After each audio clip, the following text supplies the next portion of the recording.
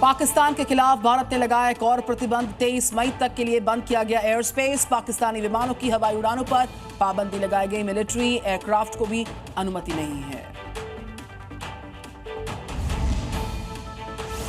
पहलगाम हमले के पीड़ितों से राहुल गांधी ने की मुलाकात। आतंकी हमले पर बोले राहुल गांधी, केंद्र के साथ खड़ा है पूरा विपक्ष, आतंकियों को चुकानी होगी बड़ी कीमत, मृतकों को मिले शहीदों का दर्जा।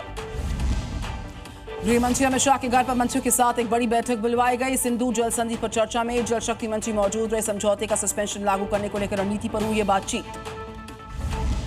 पहलगाम में हुए आतंकी हमले को लेकर दायर जनहित याचिका पर सुप्रीम कोर्ट करेगा सुनवाई। हमले की जांच के लिए कोर्ट के रिटायर्ड जज की अध्यक्षता में न्यायिक आयोग के गठन की मांग। पहलगाम हमले की जांच में एक नया खुलासा हो गया। आतंकियों ने पहले पहलगाम के सभी टूरिस्ट पॉइंट्स की रेकी की। एक सप्ताह तक पहलगाम के जंगलों में घूमते फिरते रहे। ग्रुप में 2 स्थानीय आतंकी और करीब 5 OGW मौजूद रहे थे। बिहार विधानसभा चुनाव को लेकर पटना में हुई बीजेपी और संघ की बैठक। बीजेपी के राष्ट्रीय संगठन मंत्री BL संतोष और दोनों डेप्यूटी CM प्रदेश अध्यक्ष दिलीप जायसवाल मौजूद रहे। चुनाव जीतने के फॉर्मूले पर बीजेपी में हुआ मंथन। केंद्र का जातिगत जनगणना करवाने का बड़ा फैसला। आजादी के बाद पहली बार होगी जातियों की गिनती। जनगणना के साथ होगी जातियों की जनगणना। फैसले का CM योगी और नीतीश ने किया स्वागत। जातीय जनगणना की मंजूरी पर विपक्ष में मची क्रेडिट लेने की होड़। राहुल गांधी बोले डेडलाइन तय हो तो अखिलेश यादव ने कहा PDA की जीत। बिहार में तेजस्वी ने बांट दी मिठाइयां। राष्ट्रीय जनगणना में जाति जनगणना शामिल होने को लेकर RJD नेताओं में खुशी की लहर दौड़ पड़ी। पटाखे फोड़कर जश्न मनाया। दिल्ली के अलीपुर में एक बार फिर से चला प्रशासन का पीला पंजा। अवैध गोदाम को किया गया ध्वस्त। भूमाफिया ने खेती की जमीन को नष्ट कर बना लिया था अवैध गोदाम। रुड़की में सड़क पर चिपकाए गए पाकिस्तान मुर्दाबाद के पोस्टर्स। हिंदू जागरण मंच के कार्यकर्ताओं ने पोस्टर लगाकर विरोध किया। पर्यटकों पर हमले की निंदा की गई।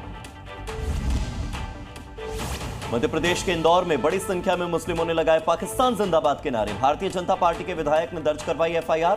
देशद्रोह की धाराओं में केस दर्ज करने की मांग। अलीगढ़ में बाबा साहब आंबेडकर की प्रतिमा पर दूध से अभिषेक। बीजेपी कार्यकर्ताओं का अखिलेश के खिलाफ अनोखा प्रदर्शन। जमकर साधा निशाना, कहा बाबा साहब का अपमान देश बर्दाश्त नहीं करेगा। दिल्ली के हाट आईने में लगी है भयंकर आग। दमकल की कई गाड़ियों ने बड़ी मुश्किल से आग पर काबू पाया।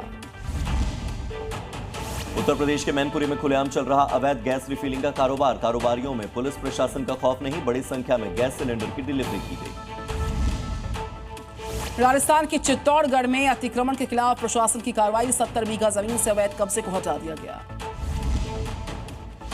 बिहार के मुंगेर में सैंड आर्टिस्ट ने क्रिकेटर वैभव सूर्यवंशी को दी अनोखी बधाई। पीपल के पत्तों पर वैभव की उकेरी तस्वीर। के अंतर्राष्ट्रीय गिरोह का भांडाफोड़। पुलिस ने FBI की मदद से 23 लोगों को गिरफ्तार किया। 1.3 बिलियन की अचल संपत्ति जब्त हुई इनसे। फिनलैंड के तुर्कू में ताजा बर्फबारी से मौसम हुआ खुशनुमा। पेड़ पौधों पर जमी बर्फ की सफेद चादर।